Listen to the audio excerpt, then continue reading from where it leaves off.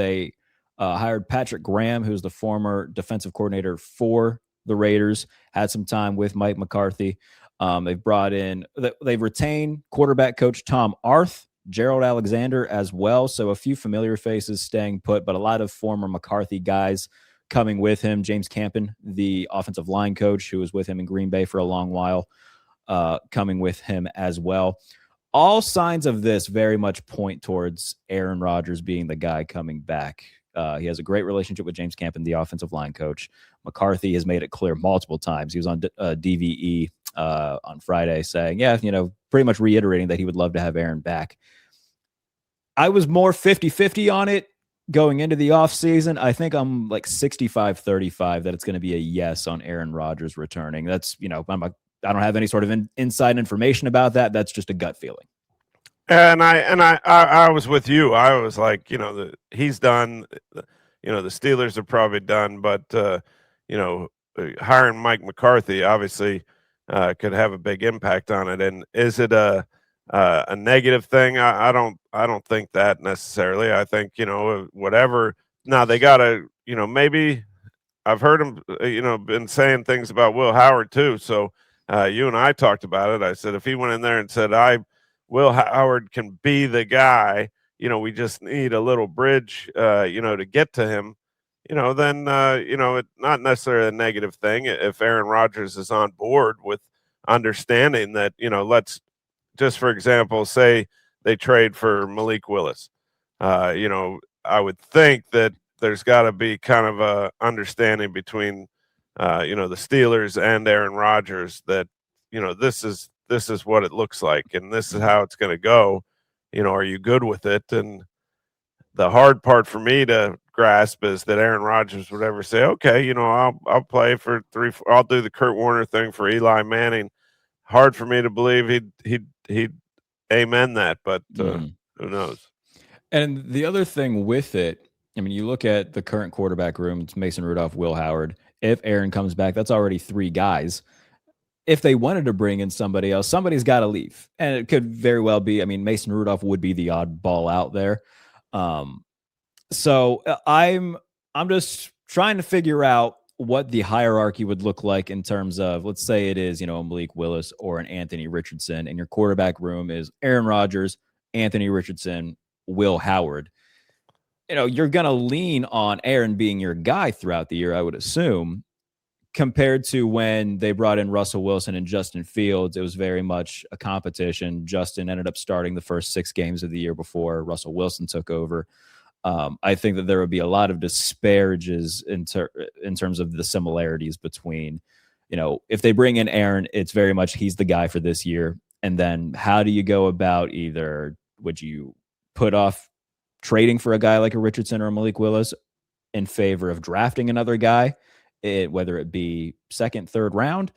There's a lot of things that could happen, and it's just more possibilities than I really thought coming into the offseason. Yeah, I don't know. Number one, I think you have Will Howard. We know that through the history of the NFL, if you're not drafted in the 1st round, the percentages of becoming a franchise-type quarterback are very, very, very slim. Sure.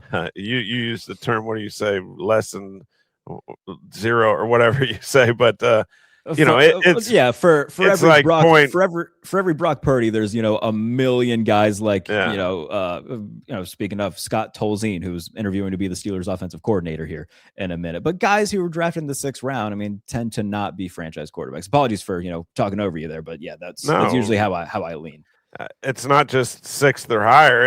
It's even the mid rounds. It's a low percentage. So, when I got people, I got a bunch of Buckeye fans that are huge Will Howard fans, and I like Will Howard. I like what he did in college, but I just come back with, well, then they should have taken him in the 1st round.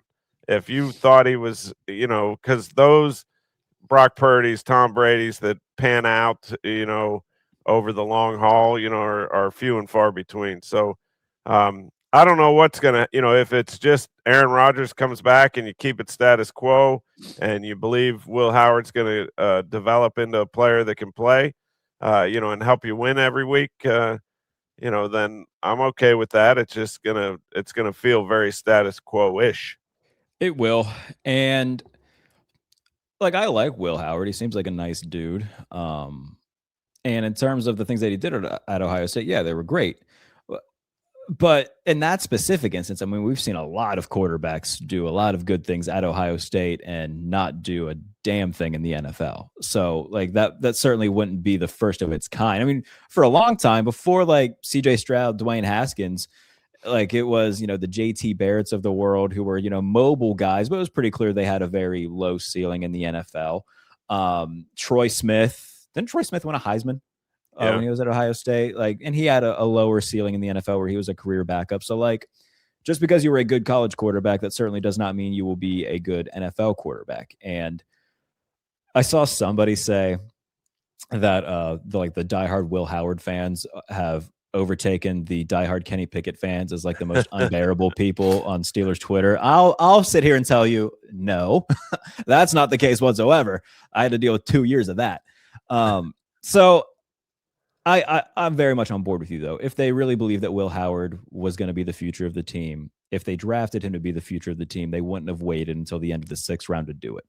And when you look at all of the top tier quarterbacks in the NFL, Patrick Mahomes, first round pick, early first round pick, Josh Allen, early first round pick, Lamar Jackson, first round pick, all these guys, Jordan Love, even Sam Darnold was at a career resurrection, Baker Mayfield, Justin Herbert, Trevor Lawrence, all of these guys were first round picks, and there's a reason for that. That's not to say that if you take a quarterback in the first round, he's going to be good. Obviously, just brought up Kenny Pickett, but your chances of landing a star quarterback are infinitely higher doing so in the first round than waiting. Even second round, like Jalen Hurts was a second round pick, but after him, I mean, is there another second round guy? Dak was a 4th round pick. Is there another 4th round guy? Like those are exceptions to the rule, not the rule themselves. So if you want a franchise guy, you got to, the history tells you it's got to be in the first round. Jackson Dart, a late climber. Yeah. But they, when the whole draft process started, Jackson Dart was, being talked about as a 3rd, 4th, 5th rounder. Sure. And all of a sudden, guys got to know him, teams got to know him, and he climbs, and then they jumped up, traded up in the first round to get him because they thought he could be that guy. I just don't. I've been in those draft rooms enough to know you aren't drafting a quarterback thinking he can be the guy. It might be a character receiver or DB, that had some issues, and there's a reason he's sitting there. I had Justin Houston with the Chiefs. We got him, I think, in the 3rd round, and that was even a little risky. But after bringing him in, spending time with him, he obviously was a talented guy. But there's a reason why we took a guy that could be, Hall of Fame type credentials as a outside backer rusher that we got in the 3rd round. That just doesn't happen with quarterbacks generally. Yeah, and like you said, it's very different with quarterbacks compared to the rest of the roster, where that's the most important position. There's going to be more attention paid to it and more of an importance placed on it.